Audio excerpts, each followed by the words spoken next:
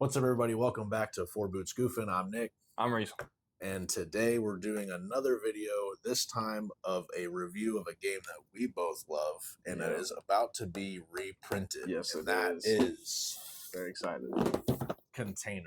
Oh, yeah. I know the reprint is being done. It just showed up on BGG. It's being done by allplay, which means it's probably going to be a smaller box than this. This is the 10th anniversary edition, which is also known as the Jumbo Edition. That's why you see this. And I'm just going to throw this out. I haven't seen what the All-Play one is going to look like, just the cover of it. Buy this one instead. This one's so much better. I don't know if they're going to use like little cubes or there's going to be a card game or something. I don't think it's going to be amazing. The game itself is amazing, but it's the components on top of that game in this edition that make it sing for me. But let's hear a little bit about the game first. All right, so this is Container. I love me an economic game, and this is definitely one of them. Container is about you're basically a shipping crew or you're shipping crates across the sea, and your goal is to get a certain number of crates in your holdings at the center island at the end of the game. You want that certain number of crates. It changes throughout the games that you play because they're randomly dealt out to everybody what their goals are for the different colors of crates, and I believe there are 5 different colors of crates. So everybody's going to have different crates that they want in their island at the end of the game. But the catch is the crate that you have the most of gets thrown away at the end of the game. So you have to try to grab a lot of the crate you don't want so that you can throw that one away because it's worth less points for you. And then you can score all of the ones that are worth a ton of points for you. And then the other catch is when you take the crates to the island, other people have a chance to bid and buy the crates on your boat. You typically don't buy all of the crates that make it onto the island from your boat. You typically buy them from other people. So you have to rely on everyone else to try to get your crates into circulation and take your crates to the island that you want so that you can bid on them, and you have to hope that you win against everybody else so that you get all the crates you want on your island. So there's a lot of different moving pieces to it, and it is an economic game. The only time money is added to the game is when someone wins a bid who is not the player that took the ships and crates there. So if somebody places a bid and wins the crates from someone else's boat, then the player whose crates got bought will get that player's money, whoever bought the crates, and will also get that matched from the bank. So then you'll get double the money into the system. And that's the only time money gets added to the game. And the other catch is if you buy your own crates, because you do really want those colored crates, you don't get the matched money, and your money is just thrown back into the bank and it's not replaced. So if a ton of people in the game are taking their own crates to the island and buying their own crates, then money is just leaving the system and you run into a recession, basically. That's what happens. Nobody has any money anymore, and then all of a sudden everything's super cheap. And it's such a fascinating puzzle, and it really is a lesson in economics and how it works. You have to rely on everyone else to make sure that the things that you want are in the system. And if anyone decides that they just want to go out on their own and do it themselves, they could screw over the whole thing for themselves and everybody else. And it's just such a good puzzle every single time we play. It's so good. And we played it recently at 5. I think we've only played it at 5. Oh, really? So we've only played it at 5 twice. And it was amazing both times because when you play it at 5, that's the max amount of players. And the cards that you get for the crates, there's only 5 cards, which means that every single player on the board wants one of the crate colors. And that means that every single time someone takes crates to the island, somebody wants the crates on that boat. Like a lot. And they're going to do what they need to do. It's such a good balance because just like an economy, somebody has to be producing the containers, and then somebody needs to have a system that will house the containers for you, and then somebody needs to be the person that's shipping the containers, and somebody has to be the one buying the containers from other people. And it's its own economy, its own system that all has to work together. And if you don't work together, you break the game, and then you can't do it. Like our friend Jay that we played with, he set himself in a little pickle because he had set his containers too high a price. And the rest of everyone at the game pretty much spent all of their money either producing containers or building warehouses or more container producing systems, and nobody really had the money to spend on his containers anymore. And you can't change where you put them in price until you produce more, but he didn't have any money. So he couldn't produce. and he didn't have any money to go buy containers to take them to the middle to sell them and get money. So he just had to sit there because nobody was playing it the way it should have been played. No one was following the economic system, and everybody's just doing their own thing and throwing money out of the game. Every time you buy a warehouse, you're just throwing the money in the trash. Mm-hmm.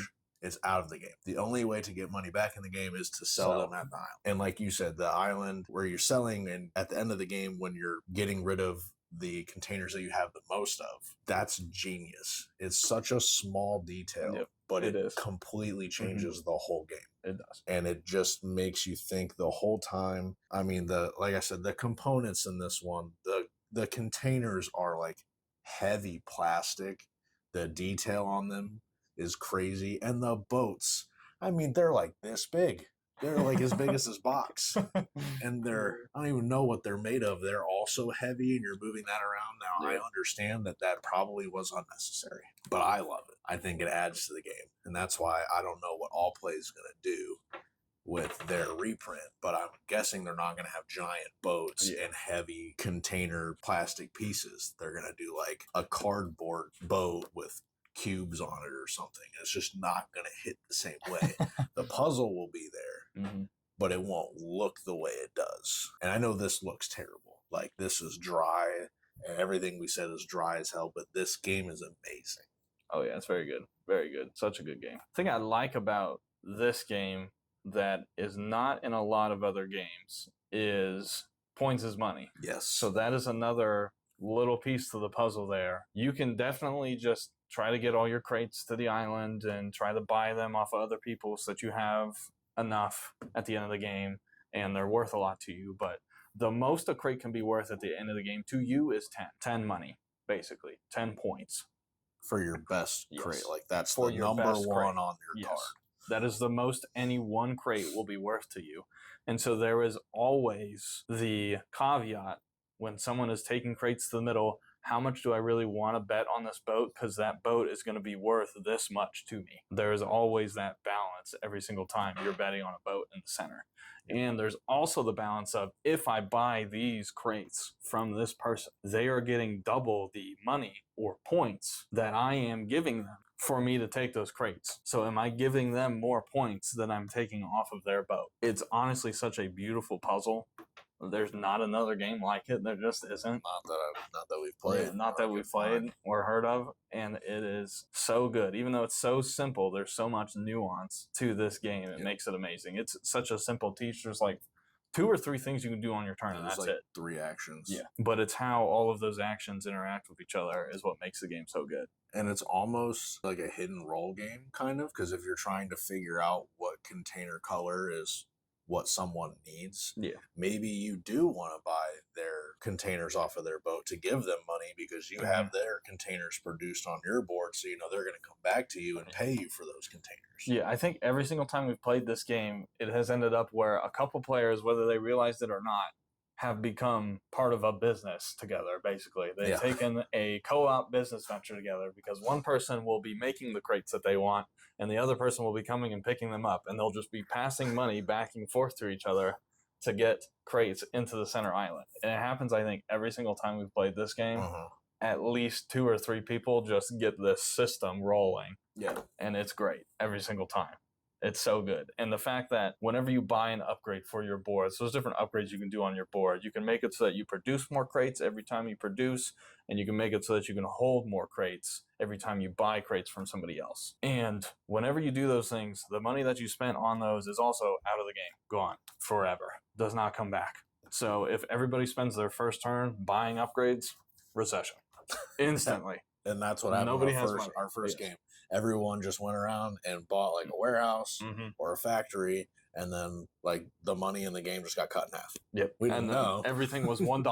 The rest of the game, everything was $1 until somebody got enough money to buy a bunch of crates in the center, and then somebody got $14, and then we were like, "Ooh!" And then now we can breathe a little bit. Then they were like buying whatever they wanted, and then that's the money started flowing that way. And it's just it's so good. Such a good game. This is up there with some of my best games of all time. Honestly, this is one of our favorite ones, and I have not heard of really anybody talking about this one, at least not recently.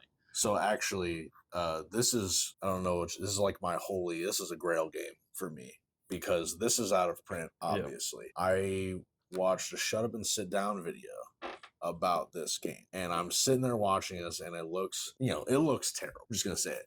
But I was in awe of the systems. I'm like, that sounds so awesome from their video. And I've been looking for it for 3 years, and I finally found a copy that wasn't like $600, and I snatched it. But I was concerned that they wouldn't like it because, again, it's really dry and terrible looking. But I am so glad, like, it's gone over so well, and I'm so happy because it's top 50 easy, top 20 maybe. Yeah, it's like, top 20 for me personally. It's so good. It's up there. So I would play this every day. Yeah, when allplay remakes this, the soul might not be there if they don't have the pieces and everything like that, but the puzzle itself is super, super good. So highly recommend. Pick up a copy if you can find one. Yeah, if you can find one like this, awesome. Like 100 or less, that's a good deal. Yep. And if allplay reprints it and it's $20 and it's the same puzzle, it's probably still going to be good, even though it's not going to be the pristine experience that this one is. But the game itself, the core mechanisms of the game is chef's kiss. So allplay, if you're listening, don't mess up the mechanisms. Please don't change the game. Yeah, please keep it how it is because it's amazing. So some tips for your first play: do not upgrade your whole board when you play the first time and throw all of your money away. Bad ideas. Don't do that. Don't make everything super expensive either. Make everything like $1 or $2. Make sure money is moving. Find out who your partner is for making stuff and buying stuff. Yeah. Figure that out and take loans. Wouldn't figure that out a lot until the second play. But loans, if you get stuck in a spot, just take a loan. It's 10 money. Doesn't seem like a lot. That's a lot of money, especially in the early game. Or if you're in the middle of a session, just take a loan. And once you sell a whole ship full of containers, I mean, you're getting that money back in spades. You can pay off your loan, no problem. Yep. Don't keep the loan till the end of the game. Nope, don't do that bad. Either. That's bad. Make sure you pay it off if you take it. Pay it off, but if you're in a tough spot, don't sit there with zero money. Just take the loan. Yeah, maybe even take 2 to get her done. Yeah. But yeah, that is Container. A tier game. Maybe S. I don't know. I would say S. At 5 players, is S tier. I mean, for 4 or 5, because it's not even long.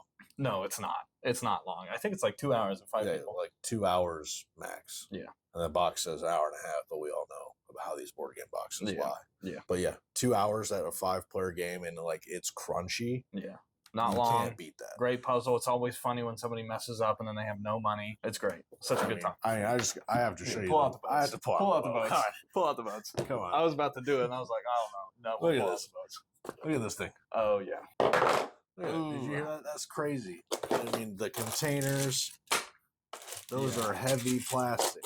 I don't know. It might even be ceramic. I don't even know. I don't know what it is. It's good. Great.